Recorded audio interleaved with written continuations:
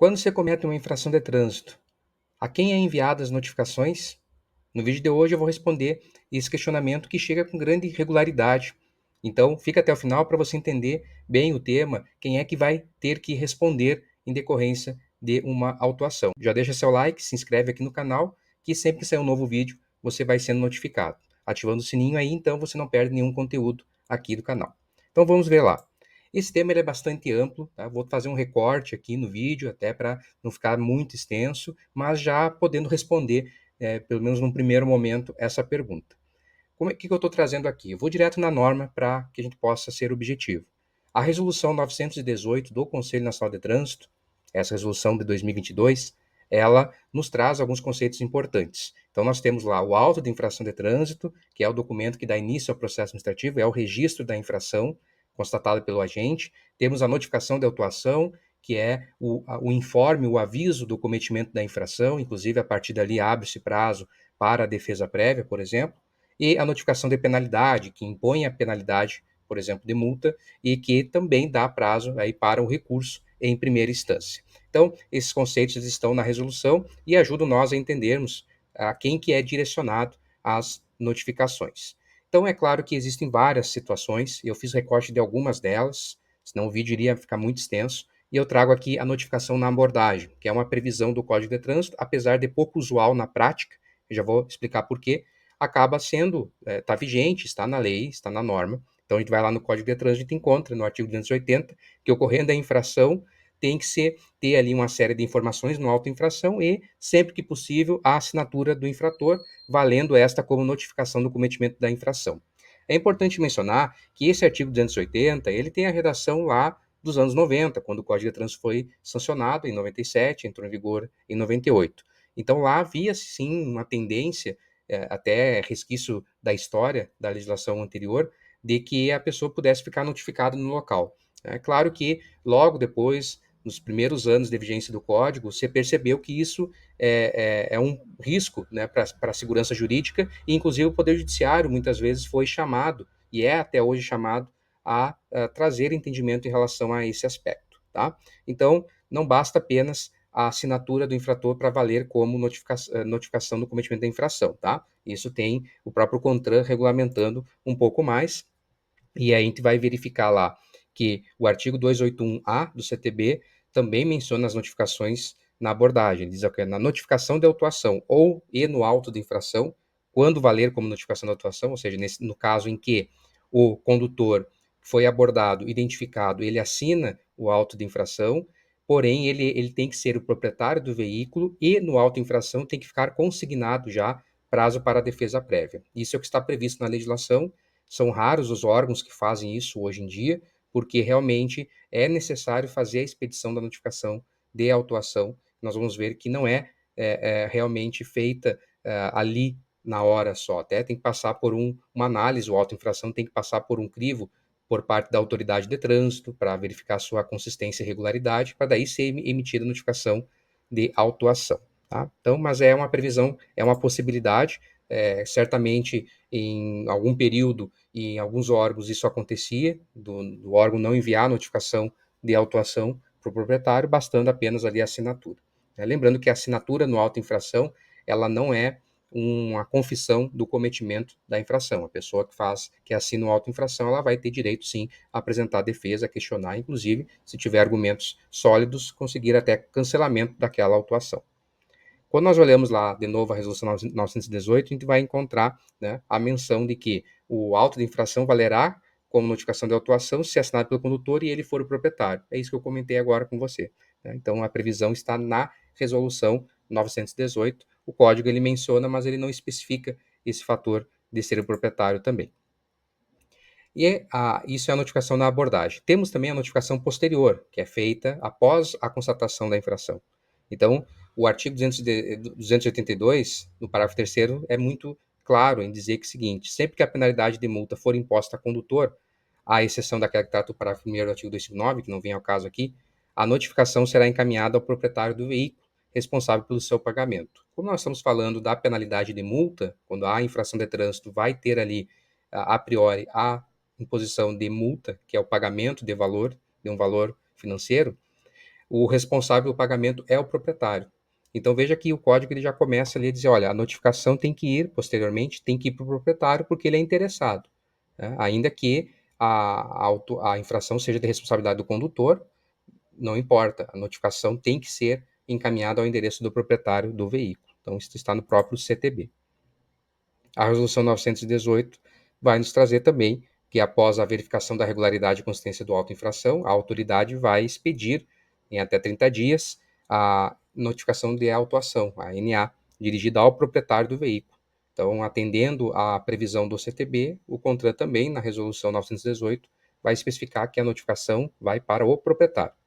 É importante mencionar que os dispositivos da Resolução 918 tratam da penalidade de multa e advertência por escrito. Quando a gente fala sobre suspensão da habilitação, cassação da habilitação, aí não é essa resolução, é a 723 de 2018, com a alteração da 844, que modificou alguns aspectos importantes. Tá? Então, aqui nós estamos focados muito mais lá no cometimento da infração, que vai decorrer uma autuação e dali a penalidade de multa. Claro que no caso da suspensão e cassação, as notificações devem ir para o endereço do condutor que está tendo a carteira suspensa ou cassada.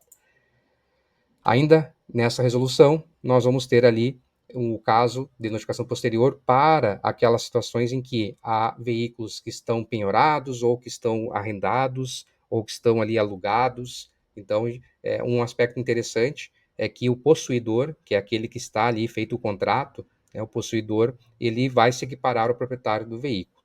Entretanto, a resolução atenta em dizer que as notificações de autuação e de penalidade vão ser encaminhadas ao possuidor, a pessoa que fez o contrato de aluguel, por exemplo, do automóvel, do veículo em si, né, somente se o contrato tiver prazo mínimo de 180 dias, então de 180 dias para cima, então igual ou superior à vigência desse contrato.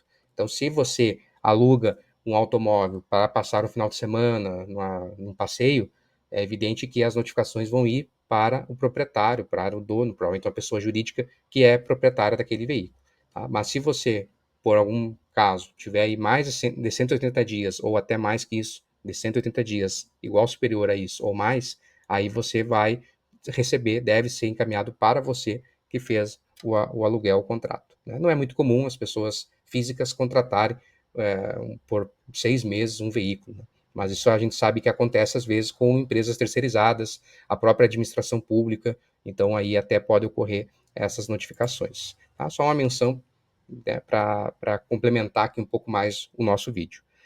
Também nós vamos ver aqui um caso da 918 nos trazendo que, havendo a defesa e ela sendo deferida ou não havendo a defesa, vai ser aplicada a penalidade e é expedida a notificação de penalidade, que é a segunda notificação, ao proprietário do veículo ou ao infrator. Olha que interessante, aqui você já tem uma menção a que não é só ao proprietário, né, ao infrator também, né, no prazo de 180 dias, contados da data do cometimento da infração. E aí, claro, você tem aí o prazo maior de 360 dias para o julgamento da defesa e a imposição da penalidade. Aí nós temos ainda no Código de Trânsito que nos importa aqui o 282A, que trata da notificação eletrônica, o sistema de notificação eletrônica, tá? Também ele está regulado, tem uma regulamentação específica. Eu não trago aqui para não exceder, mas é importante perceber que existe a notificação feita através do aplicativo Carteira Digital de Trânsito, onde está inserido ali, onde acontece a integração com o chamado sistema de notificação eletrônica. Então, ali está mencionando o proprietário ou condutor.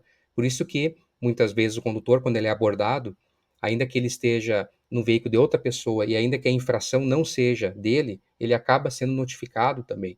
Aparece no aplicativo para ele porque há essa adesão ao sistema de notificação eletrônica, né? Que é a tendência aí dos próximos anos é cada vez mais os órgãos aderirem, cada vez mais as notificações irem para esse sentido, tá? Então, existe essa possibilidade de aparecer no aplicativo do proprietário e também do condutor, já que o condutor, ao ser identificado, fica na base de dados. Não quer dizer que a autuação, o cometimento da infração seja sempre do condutor. Não, porque tem infrações que são de responsabilidade do proprietário.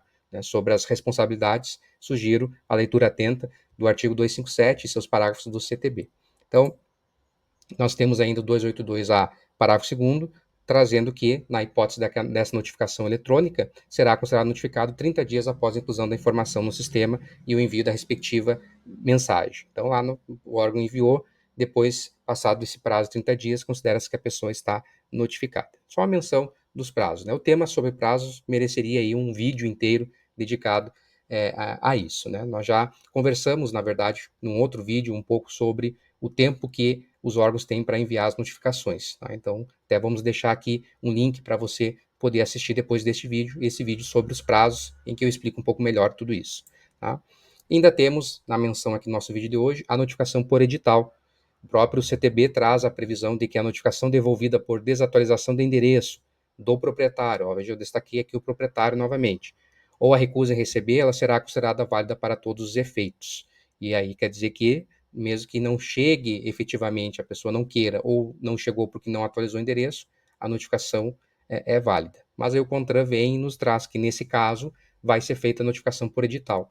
Mesmo que seja considerado válida, ainda que não tenha chegado em mãos do proprietário, será feito via edital. Sai lá no Diário Oficial da União, se for uma autuação de um órgão federal, sai no Diário Oficial do Estado, né? Então, se for ali uma autuação estadual, sai no diário do município, se é municipal e assim por diante. É claro que é muito difícil um proprietário ficar verificando os editais. Então, acaba sendo uma situação em que há o respaldo da legislação para a sua aplicação, mas não vai acabar surtindo grandes efeitos para a pessoa fica sem saber realmente da autuação. Por isso a importância de manter o endereço atualizado, a importância de, caso você tenha o sistema de notificação eletrônica lá, então no seu aplicativo CDT, você faça as adequadas atualizações, né, e acompanhe para verificar alguma novidade.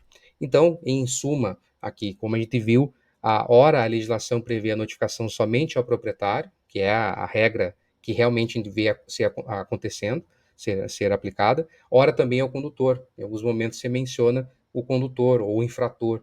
A gente sabe que o proprietário não é sempre o infrator, às vezes o proprietário ele só cabe a ele a responsabilidade de pagamento da multa, mas a infração foi cometida pelo condutor e o condutor não é notificado na prática. Inclusive, essa questão é discutida muito no Poder Judiciário, que já reiteradamente tem apontado a necessidade, inclusive, de que tanto o condutor quanto o proprietário devem ser notificados. Não é raro as pessoas ingressarem judicialmente e pleitear ali o cancelamento de um processo de multa, de suspensão, de cassação que tenha em decorrência lá um processo de infração e que fica demonstrado que o órgão não enviou as notificações para o condutor.